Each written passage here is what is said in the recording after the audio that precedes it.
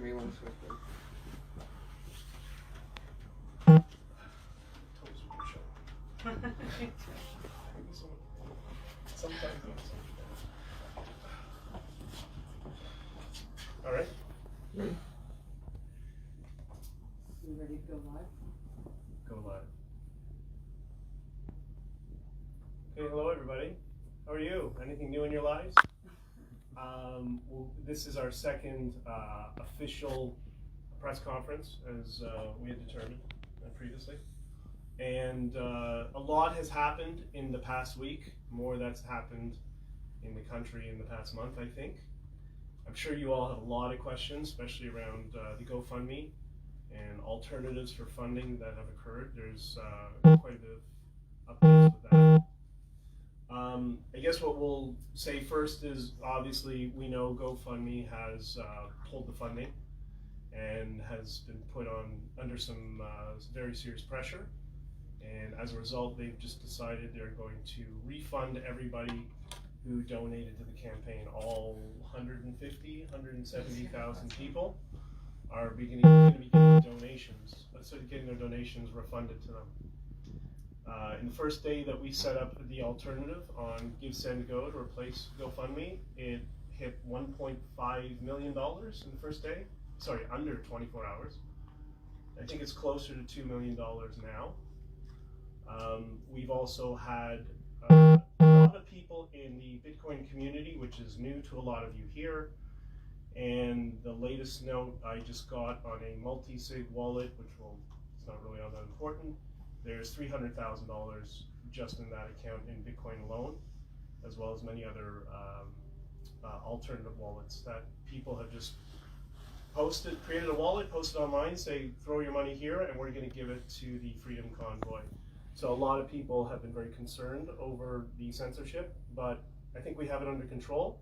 Our trajectory now is even better than it was with GoFundMe, but we'll talk about that more as you have any questions. I think that's it for now on my end. We have Keith here, who is our legal representative, so if you have any questions for him directly, he's here to answer your questions. So yeah, let's start. What do you guys want to know? Lincoln J with Rebel News. Now, have you guys considered taking any legal action towards the issue with the money being seized from GoFundMe? Is that in consideration at all? Are you able to comment on that? Sure. Given that the marketplace is spoken and people have lost faith in GoFundMe, given that GoFundMe is going to be on its own initiative returning the money to the donors who are supportive of the truckers' efforts for freedom, it would just be a waste of time to sue them. We don't need to sue them. We're focused on moving forward and supporting the efforts of so many Canadians who are concerned about what's happening with the government. Now, has GoFundMe reached out to you guys at all? Have you heard from any representative from GoFundMe? No. We just got an alert and a notice on our file saying thank you, but no thanks. We are going to terminate your campaign. And initially what they said was they were going to terminate it, and anybody who doesn't request a refund, those monies will be held for them to do with as they please. And they suggested we're likely going to donate it to a charity of their choice. And it was pressure from the competitor, Give, Send, Go, who issued a strategy for some of the donors. And you now see Ron DeSantis and the Attorney General of Florida, and now a number of other states have decided they want a public inquiry into GoFundMe. So I think that over time is going to work itself out. But we had no notice. I mean, you were in contact with them over the phone. There was communication. It seemed to be okay. But the Mayor Watson put publicly on Twitter an announcement saying thank you to GoFundMe for working with us to ensure that this campaign was, I can't remember the verbiage he used, but that it was shut down. So it was clearly direct interference from the government to cancel this campaign, and we should all be very, very worried about that, in my humble opinion. And to be clear, when we received the email notifying us that they were effectively canceling the campaign and seizing people's hard-earned dollars that had donated to the truckers, and were going to divert them to a charity of their choice unless people went through a refund process, they sent us that email simultaneously with posting it on the GoFundMe account. So we found out when the world found out. There was no prior warning. And we provided extensive legal documentation, written correspondence from me to address all of the issues they'd raised. In their announcement, they talked about information and the collaboration with the Ottawa Police Service, and the Ottawa Police Service issued a tweet congratulating and praising GoFundMe for being responsive and taking down these donations. Just may you please talk loudly? Sure, we're not speaking loudly enough.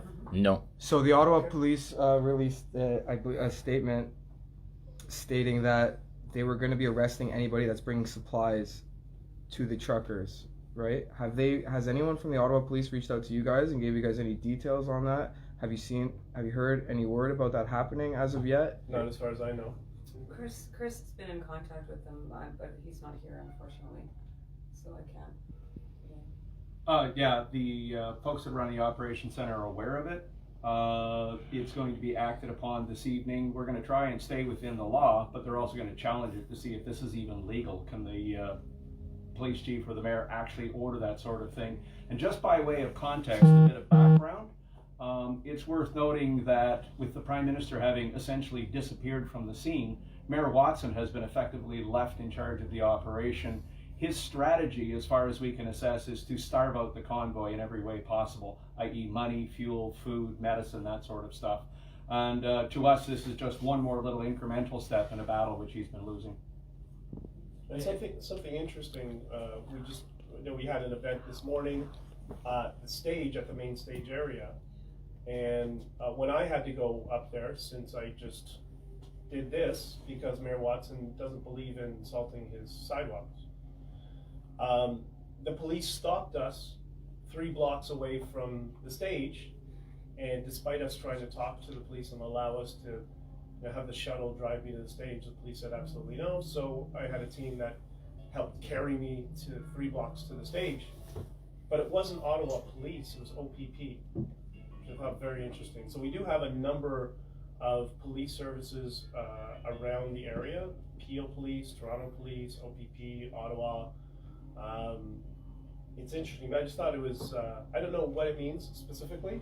I just thought it was very odd that, is it perhaps because the Ottawa Police have a sense of community, and because of that, people know who they are, and this is where they live, these are their friends and family, so they needed to put OPP officers there? Maybe not, I have no idea, but just very strange what's going on.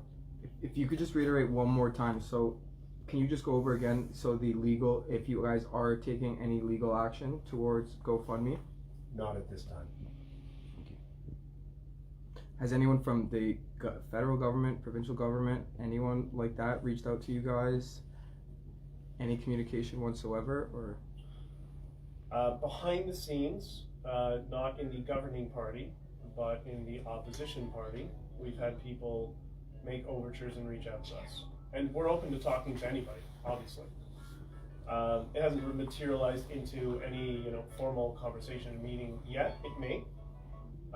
But it seems to be there is some will. They're just figuring out a strategy to connect with us. And I do imagine that the Liberal Party is doing the same, because there seems to be a divide splitting up, at least from our sources inside the Liberal Party. There seems to be a divide, and people are very frustrated. Elected MPs in the Liberal Party are quite embarrassed that they're the center stage of a controversy where the Prime Minister runs and hides and calls us all names like a 5-year-old. Harrison Faulkner for True North. Have you been in contact with any members from the Conservative Party of Canada? In an official capacity, as I just indicated, not in any official capacity, but I'll leave it there. If I may ask, I'm also with True North. If Prime Minister Justin Trudeau or somebody from the government reaches out and is open to negotiation, you be willing to negotiate a deal where you maybe don't get everything you want, but you get some things you want, maybe like the trucker vaccine mandate lifted, or maybe a test or vaccine option? Would you be willing to negotiate something with the Prime Minister or the government? Well, the first thing is they need to call. So we'll evaluate that when they pick up the phone and call us and say we want to talk. I would assume that all politicians, all political parties, they want to figure out how to reverse this, end the situation in a way that it's safe for everybody, and they don't come off looking in such a bad light, right? And we're sympathetic to that. We understand that. We get that. We know how politics works. But the first thing they got to do is call us. So we're sitting there. We're waiting by the phone. Tamara, is there any concern that you might have the same issue with Give, Send, Go as you've had with GoFundMe? Not that I'm aware of, no. We've chatted, our accountant's been dealing with it, and they seem really good. They run it a little bit differently, and so yeah, there's no concern there on my part anyways. Yeah. We've put in place, and they offered it, extensive written legal assurances that under no circumstances would they withhold the donations made by those who support the efforts of the Truckers for Freedom.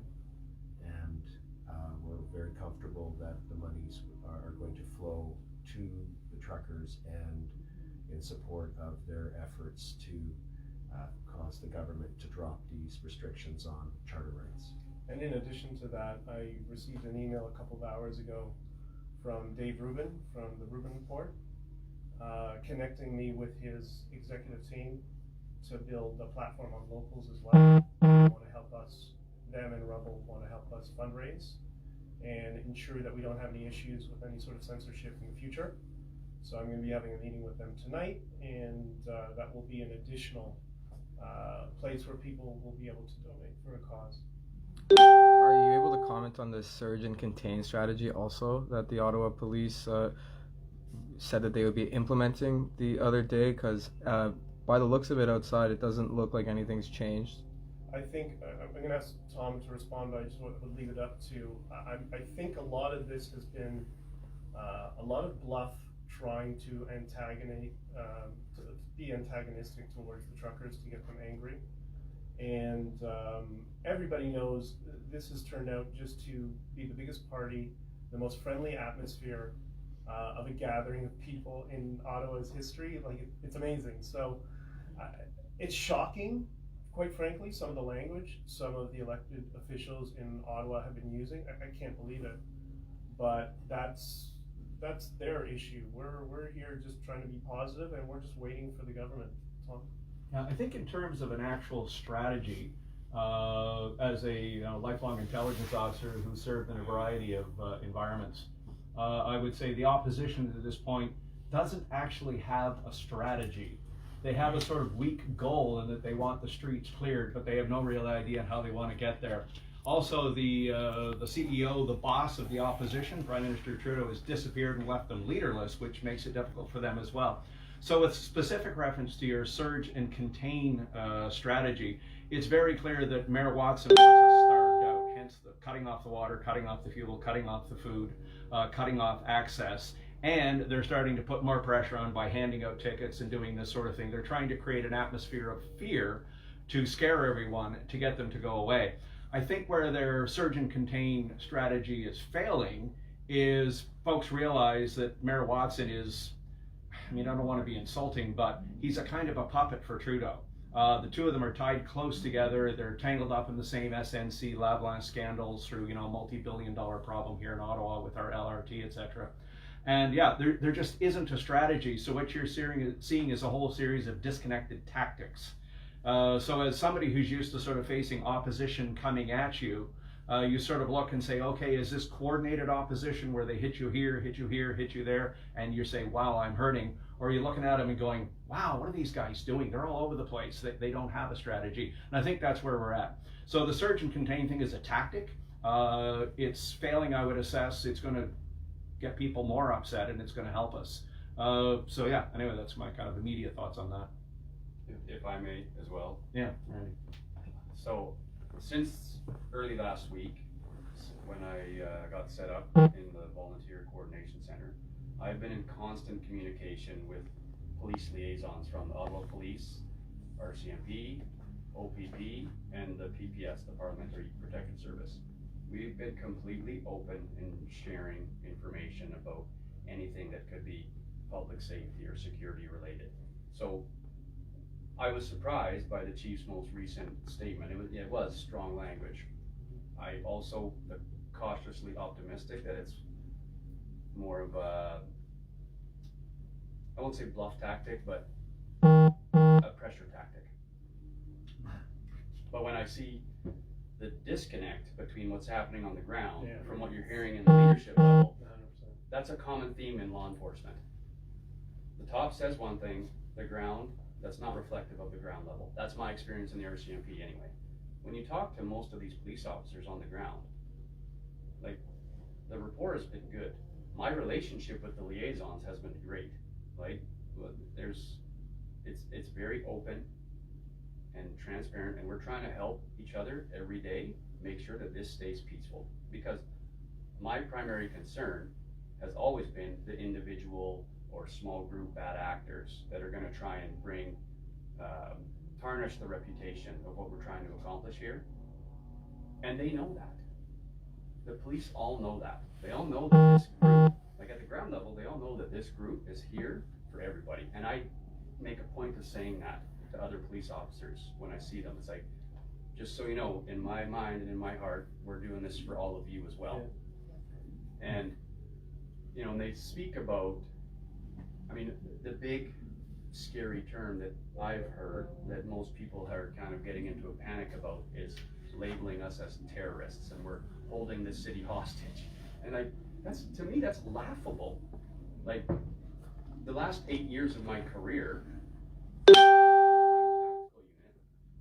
and for the last, right here in the city, I've been on Parliament Hill and all of these buildings countless times for these major events. You know, Canada Day being the big token one almost every year. And when you go downtown here right now, the atmosphere that you're gonna see, I've never seen people so joyful, right? The Canada Day doesn't even hold a candle compared to this, right? People of every background, complete strangers, just dancing in the streets, coming up and hugging each other and like cheering for freedom.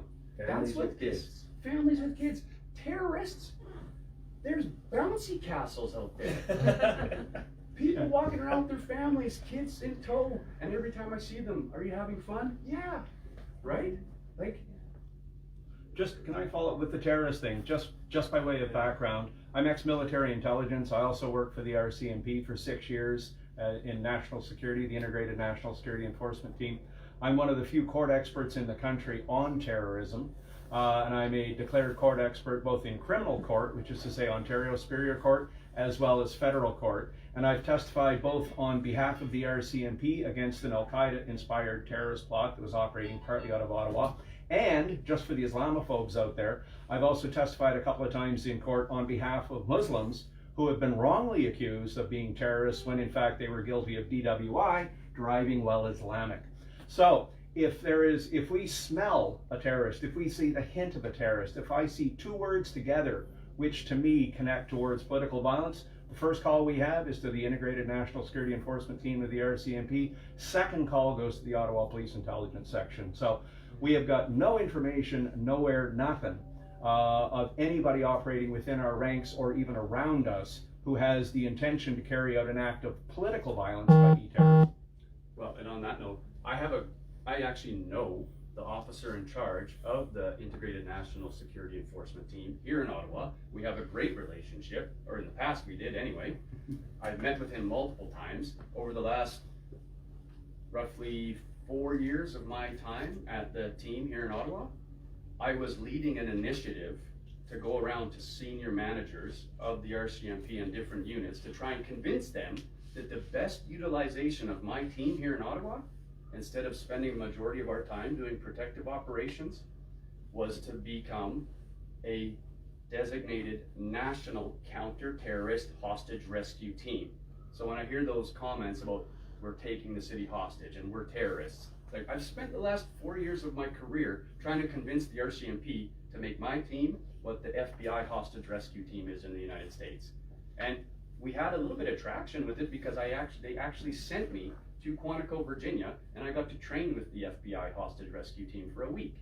So if there was any hint of any kind of legitimacy to this notion that we're terrorists, we would have nothing to do with that, obviously. It's ridiculous. It's a ridiculous notion. We're also seeing some articles online stating that tow truck companies around the city of Ottawa are denying service requested by the government. Are you guys able to comment on that? Do you have any more details on that? Yeah, I'll comment on that.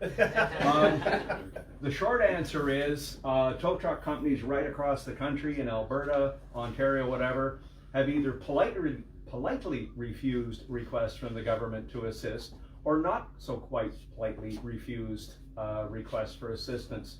We had a gentleman call us up from Buffalo, New York. He's got a big Class 8 truck dealership just outside of Buffalo. He's also got a series of highway records, which I think are like Class A tow trucks that can tow like super heavy loads.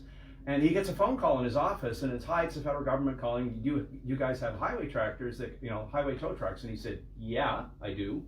Can you bring them up to Canada?" And he was like, "Why would I do that? Like, what's going on? What's going on?" And they said, "Well, it's that thing in Ottawa." And of course, he knew exactly what was going on. So he politely told them that he couldn't do operations in Canada for insurance reasons. But what it shows is the federal government in Ottawa is reaching all the way down to Buffalo, New York, trying to find a tow truck, and they can't get one. Because the trucking industry is somewhat of a brotherhood, much like the military, much like the police. And we do kind of all know each other. And no tow truck company that wants to be in business for more than a week after this is going to help out. So, like I said, they're reaching all the way to Buffalo, New York, trying to scrounge up tow trucks. So what's actually happening now, we have a network of tow truck operators who are talking to each other to see who's being called and who's not. Short answer, they're having a hard time getting tow trucks. Hi, Beth Beish, post-millennial. Last week you said the Conservatives would be wise to remove Aaron O'Toole as leader and install someone like Pierre Poilievre as leader. Since then, O'Toole has been removed, and just yesterday, Pierre announced his intention to run for leader. Do you think the Convoy is having an effect on the Conservative Party and its current climate? I was, in a trolly way, running the hashtag nothing to do with truckers.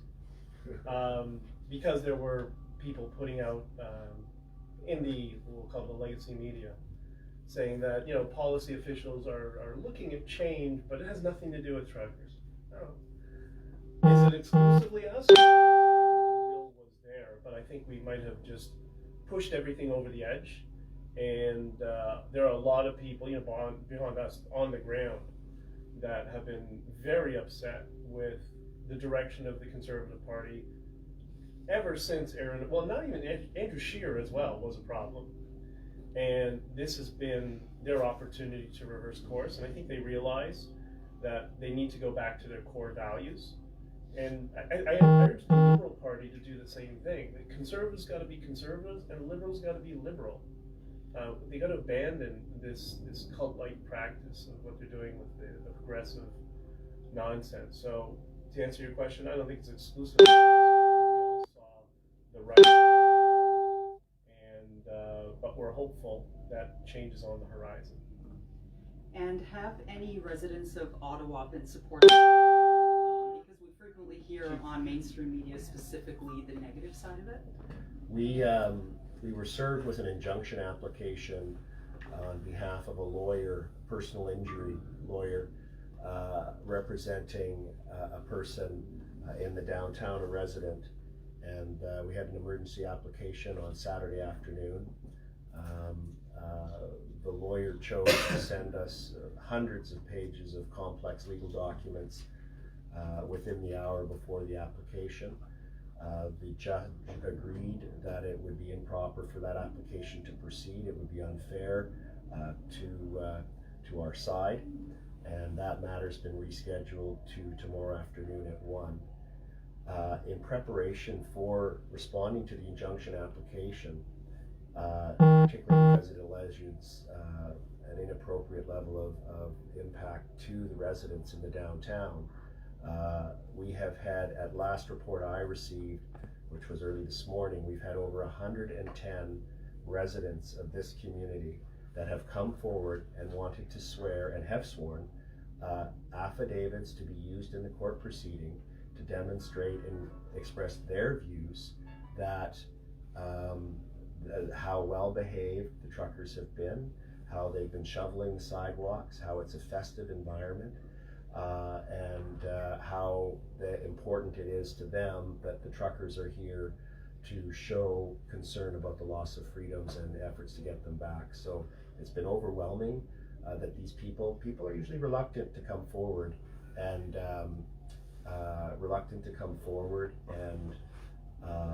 swear a court proceeding on their own initiative. So it's been quite remarkable. Just to touch on what my friend here said, so there's been no indication that we're making any, or that the convoy, the movement, is making any progress towards these mandates being lifted, which is the ultimate goal, or is there anything we can comment on that? Well, any progress? That one of the health official, I think it was the BC health official, said that they want to reevaluate the mandates and the passports. Was that in Ontario as well? Doctor It was Ontario as well. Yeah. It's been happening over, I mean, it's little increments, you know, they'll put ticklers out, see how people respond to it. So I think you are seeing enough people within the political sphere realizing that, wait, they swung public opinion 40% in one poll in a week. Perhaps we should pay attention to this. So I think it's just going to take a little time for them to catch up. But Yeah, we've also seen, I mean, Premier Legault of Quebec back tax, which I was quite surprised with. He says he'll communicate. Premier Moe of Saskatchewan is sort of waffling and twisting, and he's kind of moving back, and I would say I think he's doing the right thing. Premier Kenny of Alberta has had a rough week. And he's been called out by his own RCMP for putting out false statements, etc. I think you see Premier Kenny is now starting to backpedal, and rumors coming out of health officials in BC that they're backpedaling. And we've seen some federal health officials, you may have seen that headline in the Post that said, you know, they're considering getting rid of the mandates, brackets, it has nothing to do with the truckers. So I would say that what we have done is we've sort of hit the capital. The shockwaves have gone across the province, and you can feel them vibrating out across the country. Also, we're aware that the federal government told its employees last weekend, oh, don't come to work on Monday, there'll be all those truckers, but Tuesday it will be cleanup day, the truckers will be gone, and then everything's back to normal. And of course, here we are a week later. So I think if you're looking for signs of real progress, watch tomorrow morning when all the officials, the Prime Minister, the Cabinet, the advisors, the lobbyists, the mayors, the city councillors, all those people have to wake up, go to work tomorrow morning, and we're still here. There's a large presence of out of jurisdiction police. There was, you know, over the weekend and during the week, Durham Police, York Region Police. What's the status of their presence? Do you guys have any update on whether they're going to leave? Or no indication when they're going to leave, because I don't think they know when they're going to leave, and I don't think the mayor knows when they're going to leave.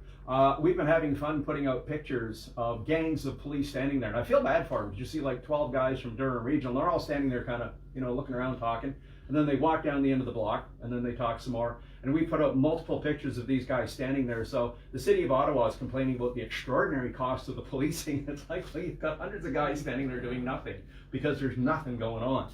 So yeah, the police are here. We don't mind it, and we think it's great. We're encouraging people, if you see a police officer standing there, go over and say hello. That's not a badge and a uniform. That's an actual human being standing there. So go talk to them. Find out where they're from. Find out what's going. I spent about 4 hours this week handing out our daily intelligence report, banging on cop car windows going, hi, my name's Tom. I'm an ex-intelligence officer. I'm here helping out. And I would say at the front line, we are 90 to 95% super positive. We took a little social visit out to the airport yesterday afternoon with a certain number of trucks just for a little exercise of freedom of movement, just a social call to the airport to say hello. And I can tell you the first Ottawa police officer who talked to us, I could see his face, he was just like, oh my God, please do not tell me you're coming here. And he said, you know, you have to understand it's a tough situation. I said, oh, no, fine, we're just out, you know, a little exercise, a little, you know, social call, having a bit of fun, all's good.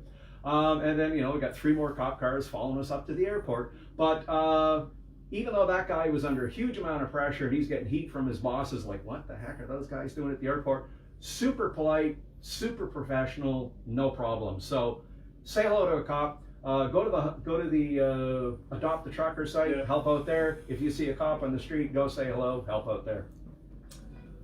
I think this is a question for Keith. So I'm just reading something on Twitter, another lawyer saying that, dear Freedom Convoy truckers, I'm hearing that some of you believe you have legal representation. That is wrong. Keith Wilson told court he's only acting for the leaders, Barber, Dichter, and Leach. You should contact a lawyer now about your legal risk and then offer to settle. What do you have to say to that? Are the truckers on their own as far as legal representation is concerned? And just your thoughts. What's happening here and what we're witnessing, not just here, but in Toronto and other places around Canada and indeed in the United States, and for that matter around the world, this is an organic freedom movement. This is not a coordinated, orchestrated event at all. We have no idea who most of these truckers are and where they came from and how long they're staying. Some come today, leave tomorrow. There's a constant movement. There's far more Canadians arriving and driving through the streets with signs and Canadian flags and freedom slogans, and then there are even big trucks. It's really remarkable. The notion that any one lawyer or any one firm could somehow magically represent the thousands and thousands and probably tens of thousands of Canadians who are concerned about the loss of their freedoms and government overreach is obviously impossible. My clients are the three initial organizers that just met one another and came together organically. They didn't pre-plan anything, as well as the new not-for-profit corporation that has been established in accordance with all the accounting and legal requirements to help disperse the donations in support of the truckers and their expenses. So that's the only people I represent, and I've tried to make that clear. We have lots of other kind of ad hoc groups here and there. Any trucker who is concerned about where they stand legally should get legal advice. The class action lawsuit that's been filed, I don't do personal injury law and I don't do class action lawsuits, and we all know there's those kind of lawyers out there. So I'm gonna leave it at that. Just a quick question for either one of you here. Why don't you just come out and distance yourselves from Pat King, from the likes of Pat King, because he seems to pop up every now and then, and I was speaking to your PR person earlier just on our way here, and she said that she'd spoken to you and that there's some agreement here that you might want to put out a statement more aggressively perhaps. So this is a question because I met you guys last weekend and you were very clear that he's doing his own thing and he was part of this early on, but you've distanced yourselves from him. I'm just wondering, why don't you just come out and just say it? We have nothing to do with him. This is, hold us accountable, not Pat King. Right, Yesterday or 2 days ago, I did an interview on RT, and I addressed that very issue. Okay. They asked me about Pat King and a couple of other people. I explained that, look, because this is so organic, there are many people in different groups that have latched onto the movement. And as I said, anybody who behaves and understand that it's a positive environment and that this is about unity and family, whatever, they're more than welcome. But you can't police people's behavior, at least we can't. We're doing our best. We're trying to keep people at bay like that. It's just that he's been saying that he's a very important part of this movement. He's one of the initial organizers, and that's well, he can say a lot of things, and we believe in freedom of speech, and that's his right. But we have a non-for-profit corporation with a board of directors. We have a team. There's the command center of people that have been putting all the band-aids on and restructuring everything this week, and those are the people who have put this whole thing together. There's a lot of them. There's a lot of people. I just met some of them an hour ago, that I was unaware of what they were doing. They were unaware what I was doing, sort of thing. That's how massive this thing has become. And the fact that there's, you know, a few people on the side who are rabble rousers and want to make this about them.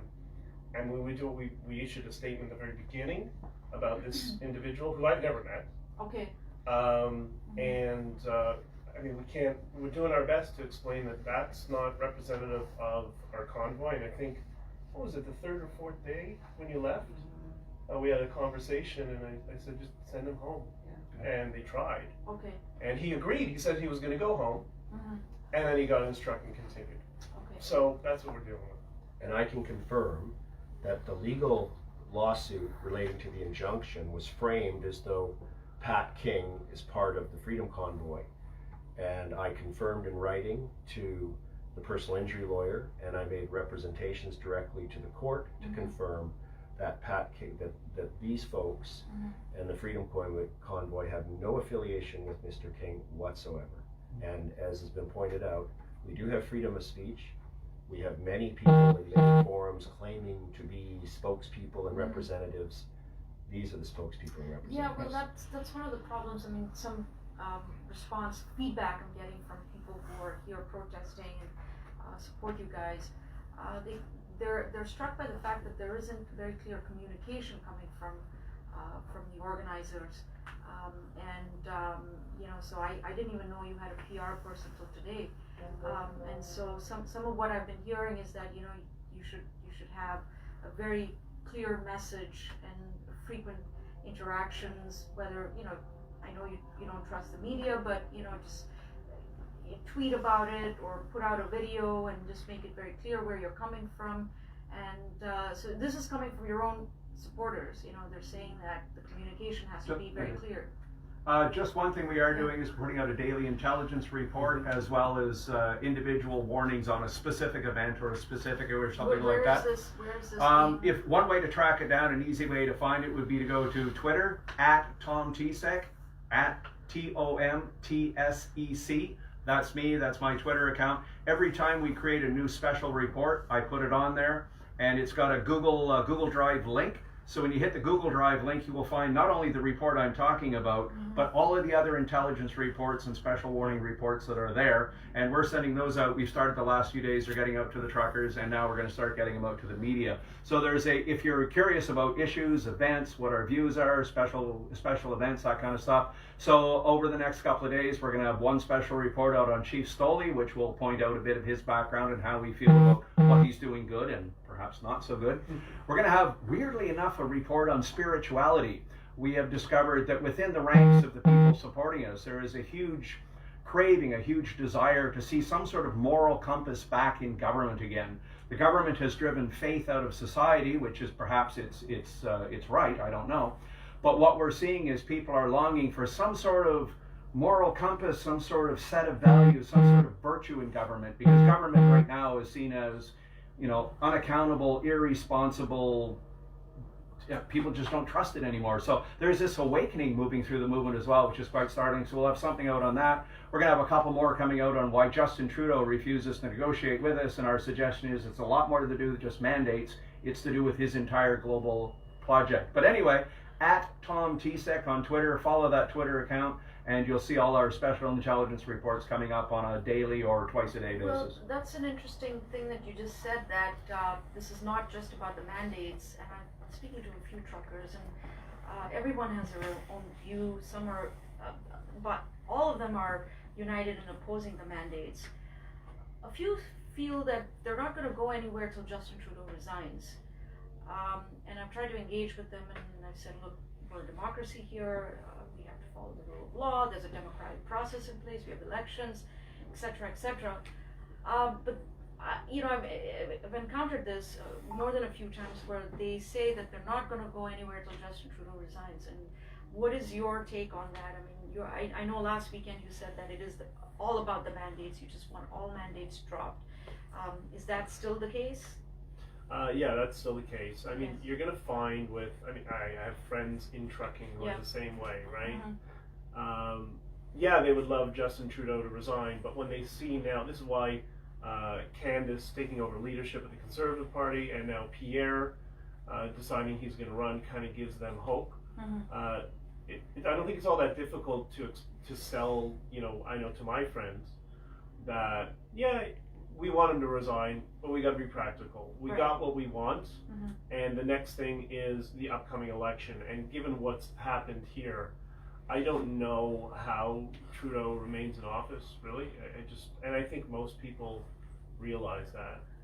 The other thing I just wanted to double back when you Yeah. said, we don't trust the media. We do. That's why you're here. Well, I should clarify, I'm just here on my own. No, I'm you're coming as my own person here, not representing anybody because But you're- I'm a freelancer, so. But you're an Yeah. independent freelancer. Yeah, You're fair yeah, and you're objective, and we're not sitting here like that other news conference that happened, calling us names and trying to rabble-rise. So would you know. be open to the idea of actually sitting down with a mainstream media person, CTV, CBC, and having a conversation with them? That's something we'll consider Yeah. over time, but right now No. it doesn't seem like we need it. And Okay. this is an opportunity for independent media to shine. One of the problems, or a couple of problems I've mentioned in the past with mainstream media is they'll come in here, there'll be 5 of them, they'll bully everybody, their equipment is huge, they'll talk over everybody. It's like it's the 1929 crash and everybody wants to get the scoop, right? That's how they behave.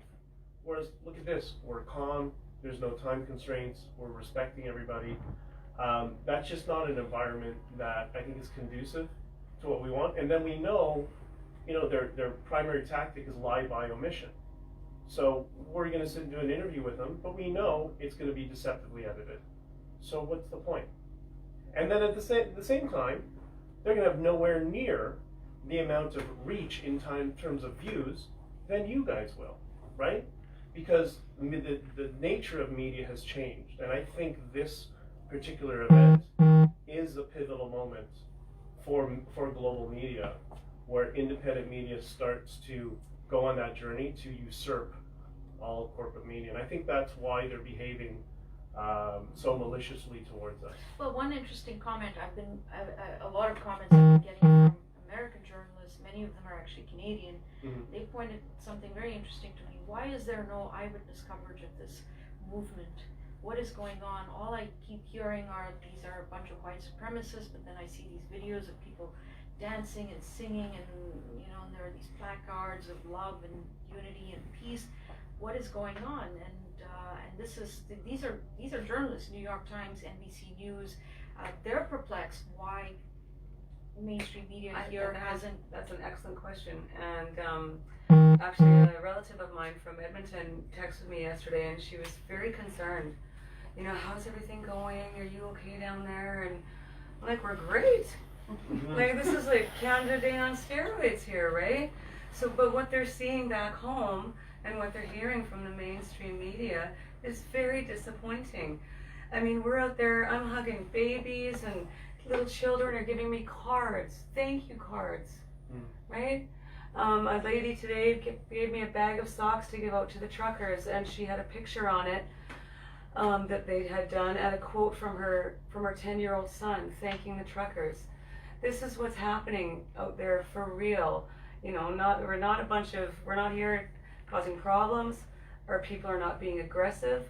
We've said right from the start, if you see people that are being aggressive, report it.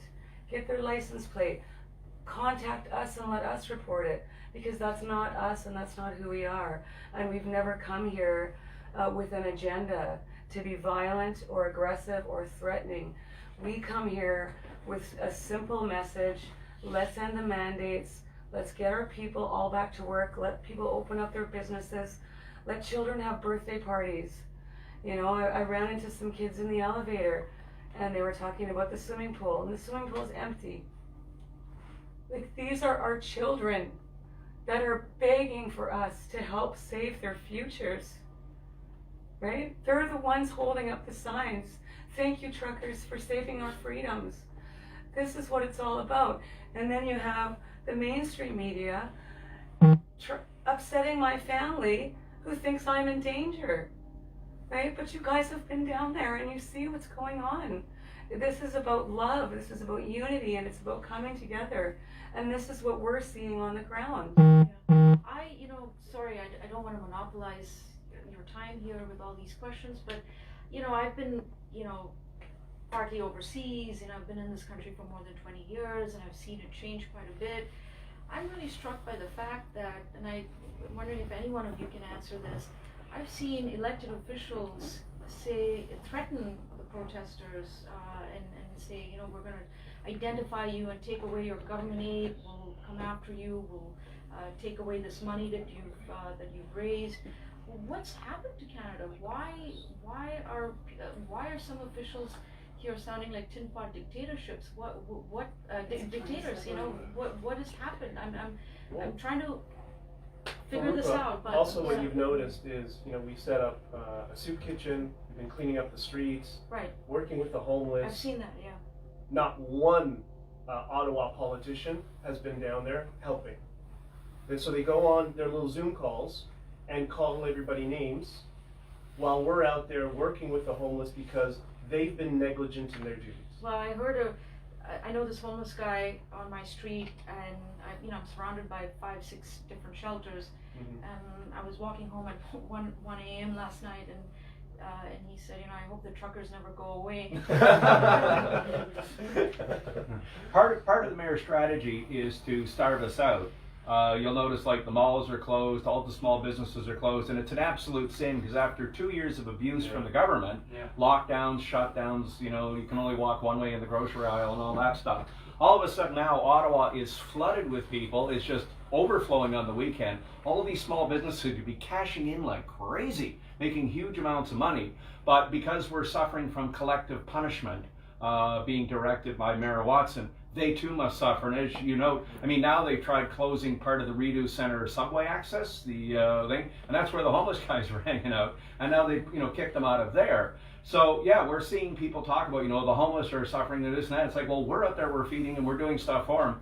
But if the mayor is going to subject legal protesters who are here to demand freedom to collective punishment because he doesn't like it, and if he's going to subject small business to collective punishment because he doesn't like it, I think he's going to find himself in legal trouble and political trouble in the next little while. If they tried that crap in a prison, that one prisoner acted like an idiot and they locked down the whole prison and started starving them, human rights people would be all over that in a heartbeat. Let's say that there's a move, the police or officials make a move to forcibly start removing the trucks here. What would that even look like? How would they? Do you guys have any idea of what that would? The only forces in the country that could forcibly do that, and here we're treading on very thin ice. I'm ex-military. Just some of the people helping out on the convoy are ex-military. The only forces would be civic forces, which is to say tow truck companies that would have the physical capability to drag these trucks out of here. And I think we made it fairly clear those guys are walking away. Just too hard. The other force is the military, which has engineering vehicles that could do that kind of work. I don't see that happening. With the possible exception of, I'm on thin ice here, but the possible exception of the Prime Minister, I don't see any politician in the country dumb enough to turn the military. So there's we see on the ground, we see on the ground how peaceful it is, right? And it may sound extreme to say, but you have no concern at all about them using military action? You can never say never, especially with a Prime Minister who has a history of sort of totalitarian centralization. He's a big part of the globalist movement, etc. But our defense minister came out when the Prime Minister was talking about this, and the chief of police was talking about it. The defense minister came out and said, not happening. And I think that's the thing. There's no mission here for the military. There's no aid to the civil power mission because the city's not suffering that way. If anybody's suffering, it's the truck drivers, not the civilian population. The only way they could do it was War Measures Act, and that is a response to a war or to internal violence. And if you recall correctly, we've had 2 War Measures Acts, one by a guy named Pierre Trudeau, which was, but in fairness to Pierre Trudeau, that was aimed at a terrorist force, and that was to maintain control of certain areas to bring the bombings down while the police went after the terrorists and got rid of them. The other one was the Oka crisis, which was an entirely different situation at that point. There is no violence here, there is no insurrection, there's no threat to the civil power, so there is no role for the military. Also, it'd be curious to know. Yeah, I'm gonna stop. It would be interesting to know with the military itself where it would go. I'd just add that from having traveled extensively through the downtown core and the Parliament block for a number of days now, when I first arrived, I thought we would get stopped several blocks away because you couldn't move and I'd end up walking. Any taxi I've been in or anybody who's given me a ride has picked me up right in front of the hotel and taken me to another hotel, just like when I was in Ottawa 3 years ago. This notion that there's somehow restriction, and there are little side blocks in between other blocks where they are fully blocked off, but you just go one block up and do your left turn and you're good to go. So this notion that somehow there's a siege here, I really encourage people to come down and see for themselves, because what you see on the legacy media has no correlation whatsoever to what's happening on the ground here. And the only blockade that I've seen, I experienced today when I was trying to go up to Parliament Hill, was a police car. Yeah, the only blockades I've encountered as well are the police blockades where they're blocking off with several police vehicles roads for reasons I don't understand. Yesterday there was, I read this article about the chief health officer, Teresa Tam, was suggesting that it's time to re-examine the vaccine passport, looking at possibility of going back to normalcy. Do you think that has to do with this movement, and how do you envision this will end? Is it possible that some, chief health officer announce that, we no longer need this kind of, vaccine passport or these kind of measures? Well, I think but that has nothing to do with the with yeah, nothing to do with truckers. No, Hashtag yeah. nothing to do with truckers. I think our movement here, I guess you'd call it the initial convoy, but now they're seeing all these other convoys of people who are getting inspired, getting their communities together. You see what's happening in the Alberta border. We don't actually have anything to do with it. There's another convoy in Vancouver, I think the BC area. So people are rightfully fed up all over the country, and I think it's more than just us. They're seeing that there's a wave of the general population that wants exactly that. That's just fed up and wants life to go back to normal. And ultimately, with our system of government, they're going to have no choice, that they'll have to do something to go back to some sense of normalcy. I think it's just a matter of time for them to figure out what's the messaging strategy, because political parties always do that. We gotta control the messaging, right?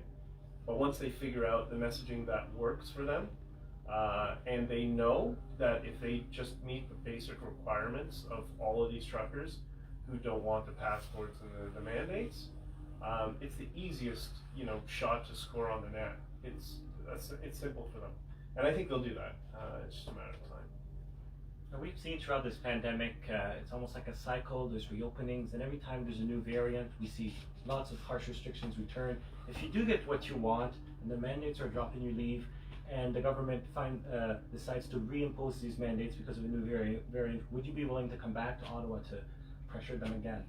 Of course. I think you would see that happen in short order. Yeah. Excuse me. I mean, one thing's for sure. I don't think you would accuse any of these truckers of trusting the government, right? So when they say they're going to remove the mandates and remove the passports and all mandates, the convoys are going to start making their way back home, but they might not be going so quickly. They may take their time just to see that everything is going to the way the government promises. But I think once the government makes that promise, if they try to reverse, they're done. They have zero legitimacy and credibility, even amongst their own base, because you can't, one day it's this, one day it's no. Look what it did to Trudeau's reputation when they were doing that, or Doug Ford's reputation, right? Their base of support started to turn on them because one day to the other it changed, and that's a big part of what's angered some people, right? Speaking of bases of support, we're being accused of being a fringe minority by the Prime Minister. So I have a master's degree in political science, which I accidentally got at one point in my life. So just for fun, let's say there's the list in Canada put forth by Elections Canada of every registered voter in Canada. That's 100%. Now, in the last election that was just held last fall, Justin Trudeau got 20% of all registered voters to vote for him. And I think it was actually 20 point something or 21 point something.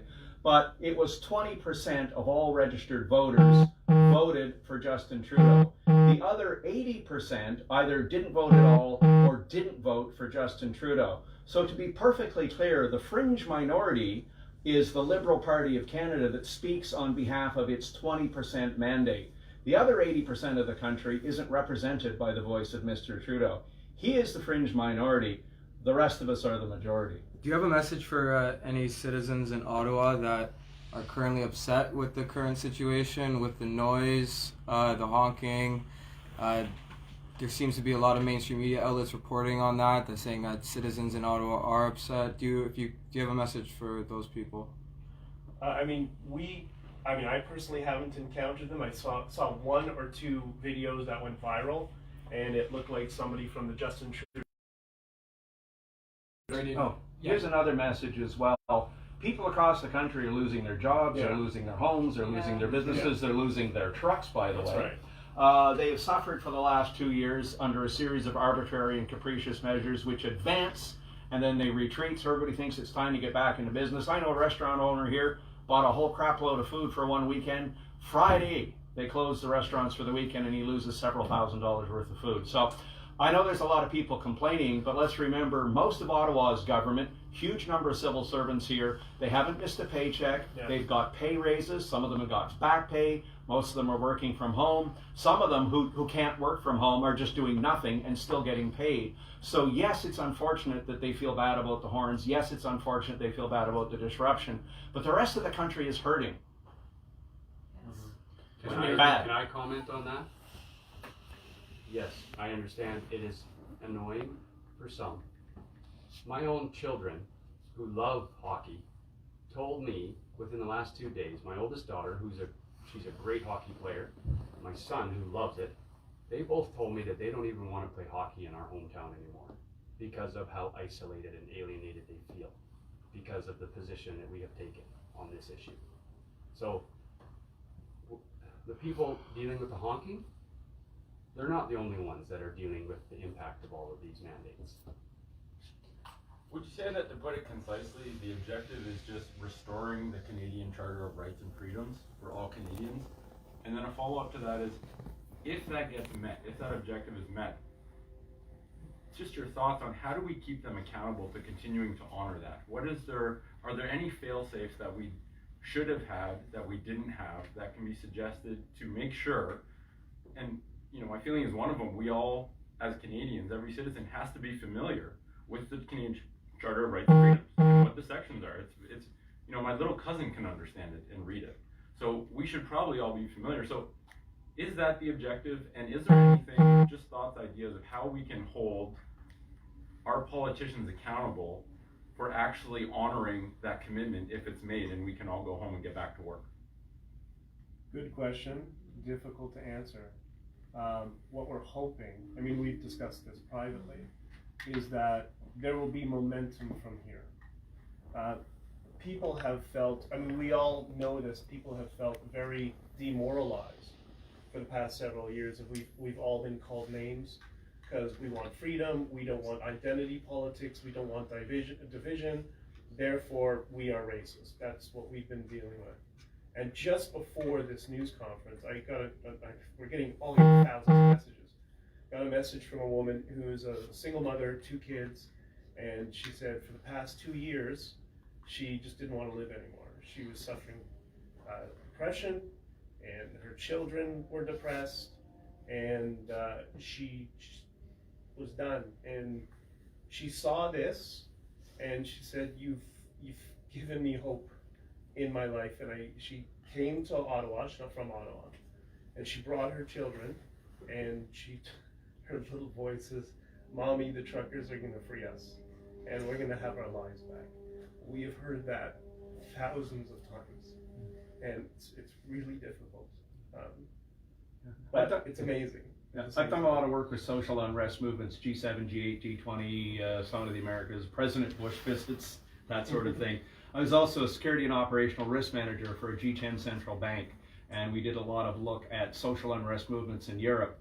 So to directly answer your question, what can we do to guarantee that the politicians will stay on the line? I don't actually have an answer for you. I don't know how we do that. What I can tell you is that what I saw in Europe when I went to riots in Athens and places like that to see what was going on, is they have a method over there of getting their politicians to pay attention, more so than we do. A couple 100,000 people show up at the town square and say, we're going to burn the place down if you guys don't fix this. So what we're seeing here in Canada, I hope, is the start of a movement which is going to go national, where the politicians are going to have to start looking over their shoulders and say, well, if we do this, what are those guys going to do? If the people fear the government, that's called tyranny. If the government fears the people, that's called liberty. And I think in Canada we are seeing the start of an awakening where people are going to start reacting. So right now, I mean, the Alberta crossing just had 3 times, like there's a huge pile-on yesterday. They've now increased the number of vehicles there by about 300%. The Sarnia crossing was just closed. Toronto's having problems, Quebec's having problems, Ottawa's having problems. And I think what we're going to see is people are just going to start going to the government and saying, no, get this fixed. And if you don't, we're realizing that we have the power to shut things down. I suspect that the government will be resistant to that message for some time to come because they live in their own little Ottawa bubble. Most people don't realize that Canada for Ottawa is only 20 kilometers wide. There's 10 kilometers east of Parliament Hill and there's 10 kilometers west of Parliament Hill, and that's Canada to those guys. They have no clue what's going on in the rest of the country. But I think we've brought the message to Ottawa now that the kinetic people, the people that work, live, move, deal in terms of horsepower, weight, fuel, that sort of stuff. Farmers, truckers, those people are bringing the message to Ottawa, and now that message is amplifying across the land. So I think there's a start of a pushback. I think it's a real movement, and I think over term it's going to rattle the politicians, which frankly in a democratic society is a good thing. I have a question regarding some of the accusations that some, even in the, on the right, people have accused you of not following law and order and blocking the roads against law. Maybe we can get a legal opinion on this too. Do you think that laws are being broken by the convoy protesters? And if yes, do you think that there may be justification for that, or in that sense? All Canadians have the right under Section 2 of the Charter for free expression and assembly. And under Section 52 of the Constitution Act, the Charter is the supreme law of Canada. It overrides any municipal bylaw. So our position is that the truckers are exercising their constitutional rights in an effort to get the ones that have been taken restored. What do you say to some people who say this is illegal? I'm not a lawyer, so I don't really understand the. It's not. That this protest is illegal. That you didn't have the permission to be here, and what do you say to that? I'd say the same thing I just said. Yeah. But understand, I can't speak to every detailed fact situation. Right. I'm speaking generally that all Canadians have the right, as set out under the Charter, and if a federal law, a provincial law, or a municipal bylaw interferes with those rights, it's of no force and effect because it violates the Charter. We've seen pastors in Alberta be locked up for not complying with COVID rules.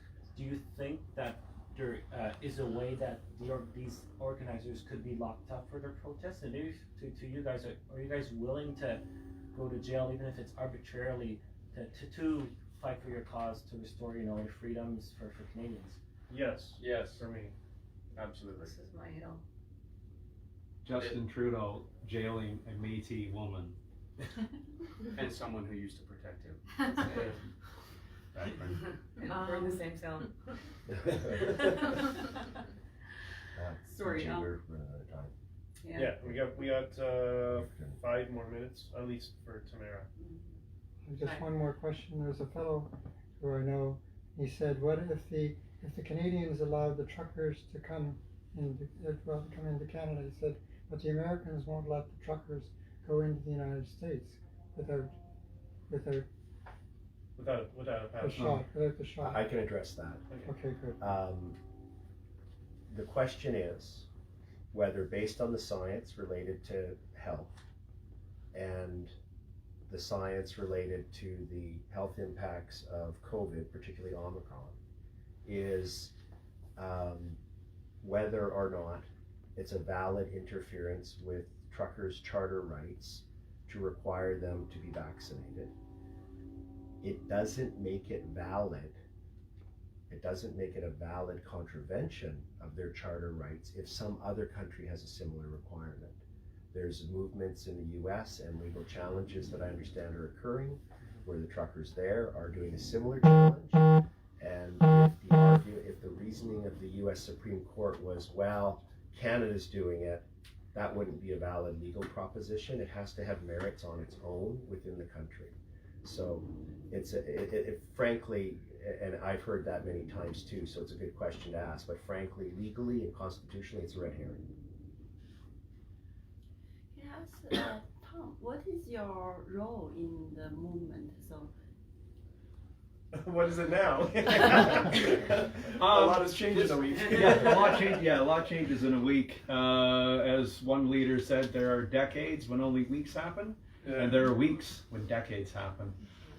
Currently, as I explained on another interview yesterday, my role has kind of evolved into, from a military perspective to the military audience, I would say I'm G2 for the mission. That essentially means I'm the intelligence officer for the mission. I see my primary role as protective intelligence. The rings that we put on that, the first ring that we look as being responsible for are the truck drivers themselves and their equipment. That's our primary function, is protective intelligence for those people. Are we allowed to say those people anymore? Am I going to get deplatformed? For those truckers. The second ring out is for those people who work with us, which is, say, the Ottawa Police, the Durham Regional, the other, however many police forces are here, the paramedics, the firefighters, those kinds of people. And then the third ring out for protective intelligence is the citizenry of Ottawa. So that's sort of our primary mission, is protective intelligence for those folks. My secondary role is daily intelligence reporting and special intelligence reports on certain events, certain threats, or whatever. So yeah, I'm sort of the intelligence officer for the mission, if you will. We have some other folks doing what I would call hard security, which is physical protection of assets and people, which differs from my role. And we have other ex-military folks here doing what military folks would recognize as G3, which is to say operations. They're running which truck goes where, which logistic guy goes where. We need 7 trucks at the airport. We need 20 trucks over there. We need this much fuel there. So that's a function that's being filled by another military guy as well, because that's the kind of stuff we're good at doing. The media is basically saying that this is, legacy media is trying to say that this is uncontrollable. How in control of the situation do you guys feel? If for some reason, whatever reason, you guys decided to call this off, would the truckers listen to you guys and would it all be gone? We have an amazing relationship with them. The thing is, truckers, there's a certain, reputation that some people in urban centers have when it comes to truckers, which is, it's quite silly. It's such a heavily regulated industry that they're not dumb people. You know, whether it's ELDs, their DOTs, their scheduling, how many hours they can drive. They run their own businesses when they're owner-operators. And most of these guys are small business owners, right? So they're very articulate, they understand rules, they understand strategy, and they understand we have an objective. I would say that's almost 100% of the people who are here, so I'm not terribly worried. And the interactions and communications we've been having with them, it's stellar. Like, we're all, I've talked to a bunch of them, we're talking about my brother's truck, my truck, their truck, there's some sort of camaraderie, there's a sense of brotherliness between truckers, so I'm not terribly worried about them going on the fridge saying, "Oh, I'm not leaving." And they want to go back to work. Like, this is part of the societal problem, is we see so much, protests and activists from a certain side of the political spectrum. We don't do this because we're busy. We got to work. We got to pay our taxes. We got to raise families, right? So we don't really have the time for this. They don't want to be here. They want to be on the road making money. So as soon as these things are lifted, you watch how quickly those guys want to go back to work and start, filling contracts. Yeah. Ottawa Police have just announced that anyone providing food or fuel to the convoy may be subject to arrest. What is your response to that? That's weird. I don't know. That's being dealt with over the command center right now. We're aware of the issue. We know what's going on. It goes back to the earlier discussion about Mayor Watson's collective punishment strategy of trying to punish the business owners and the convoy owners, and that's one more, how do I put, escalation. He escalating, trying to do that. The first thing they did was stop trucks coming in, so we couldn't bring in diesel fuel and gasoline by truck. So then we said, all right, we'll bring it in like 3/4 ton trucks and stuff like that. So they blocked that. Then we're bringing it in by 5-gallon jerry cans. Now they're blocking that. So the reality is we'll find another way around it. Also highly, highly questionable as to whether that's legal or not. And that gets back to the issue of charter rights versus some local municipal bylaw that says you're not allowed to pull a wagon down the street. And also remember that anytime Mayor Watson or other politicians like him talk about leadership, anybody who's been in a leadership role knows it's very difficult because your job is to listen and to de-escalate situations, not escalate the way he is. So I think he's putting an end to his own political career, and I wish him luck in retirement. I guess my legal comment would be the notion that the government can arrest a Canadian for providing food to another Canadian is perhaps the most un-Canadian thing I've heard so far. And if I may, from a law enforcement perspective, you don't have to follow orders. I hear that all the time. Oh, they're just following orders. They're just following orders. You don't have to follow an order if you feel that it is unjust. So it's time for law enforcement to step up, okay? The truckers have done more to stand up for me and my family than my own brothers and sisters in law enforcement. And this is what law enforcement should have done months ago, in my opinion. They're supposed to be the protectors of the country, of the Constitution, of people's fundamental rights and freedoms. So, no matter what the talking heads are saying at the top, at the ground level, what are you prepared to do? Are you prepared to arrest someone for carrying a jerry can of gasoline to a truck driver who's here to fight for all of our freedoms? Because I've seen mothers get arrested in hockey rinks for watching their kids play sports. That's disgusting.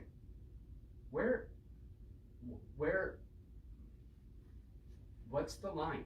Where's the line get crossed where you're no longer willing to support what the management is telling you to do? That's all. I'm sorry, I have to say something here. There are children in the convoy. Truckers have brought their families, they brought children, and for some official to order that they should not provide food for children or gasoline to keep the trucks running so that the kids can stay warm inside the truck, I cannot actually believe my ears. You have to know who's there. People think that there's a bunch of great big 6'4" burly men that are here. That's not true. That's not right. That's horrible. Has there been any word of police officers or law enforcement coordinating and coming together and having conversations amongst officers about that topic, about where the line is and who they actually serve? Because they're being put in a very tough spot, and I've heard some people talk about, well, why don't they all come together? I don't know if you've heard anything or you have any thoughts about that, or can inspire any words of inspiration for officers that might be listening to this, that they have much more power and autonomy than maybe they believe. I do know there are a lot of officers that are privately in communication with each other over WhatsApp and Signal, who've been watching us across the country, who feel exactly as Chad just articulated. And as one of them said to me the past couple of days, I swore an oath to the charter, not to a political party, and I'm not going to forget that. And I'm hoping the rest of law enforcement remember that. And that seems to be the overwhelming opinion, but police have, and Tom has done a lot of work on this, have been so politicized on the top level amongst the police brass that they always feel like they're under threat of reprimand, but it's getting to the point where they don't care anymore. Well, I do have to ask, like, worst case scenario, if they do start really strictly enforcing that, or if they even try to maybe deploy tear gas or to try to, get the truckers up, how how would you respond, or maybe how would you go from there if they try to forcibly remove you from the capital? I don't think we actually have a position on that. We're hoping it doesn't get to there. What I could tell you would happen if there was a physical attack. I suspect you would see thousands of people come to Ottawa, bringing trucks, farm equipment, whatever, saying no. I'd say it would unite people even more in the peaceful non-compliance. That's right. That would be such a egregious overstep in my mind that I think that would be a mistake on their part. Yeah. We don't need a Ceausescu style regime here, and I don't think we're going to get one. Yeah, exactly. Okay, everybody, thank you. Thanks, guys. And if you have any further questions, you know our email addresses, Twitter handles, whatever. I haven't checked my email in 2 weeks. That's So true. sorry. Twitter is really good for us. We're getting overwhelmed with messages of support, but please don't feel hesitant to reach out with additional questions, and we'll do another one of these. Let's see how things transpire over the next week and go from there. Thanks, everyone. Thanks. Thank you. Thank you. Thank you.